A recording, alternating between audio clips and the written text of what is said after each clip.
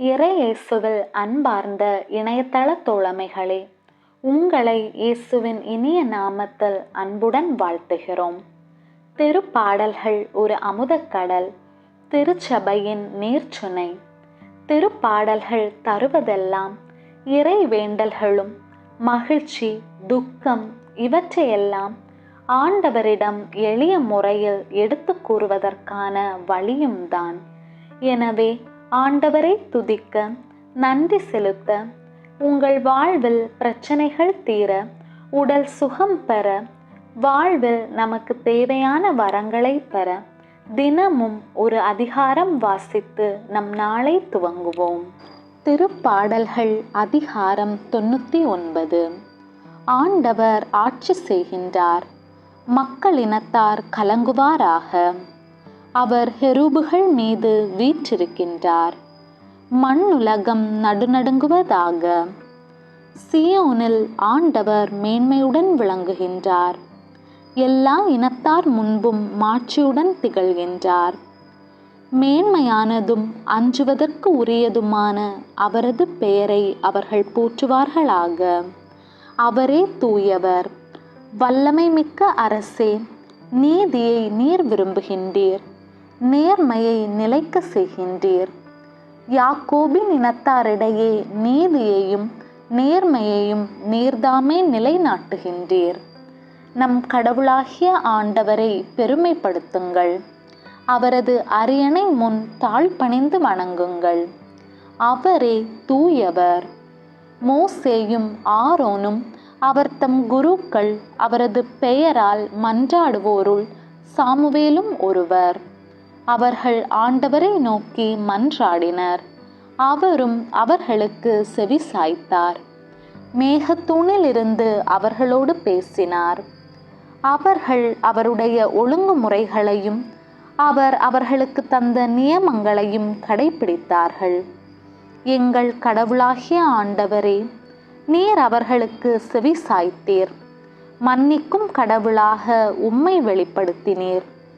ஆயினும் அவர்களுடைய தீச்செயல்களுக்காய் நீர் அவர்களை தண்டித்தீர்.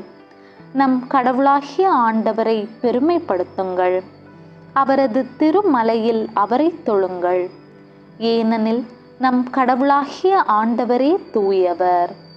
ஆண்டவரின் அருள்வாக்கு. இறைவனுக்கு நன்றி.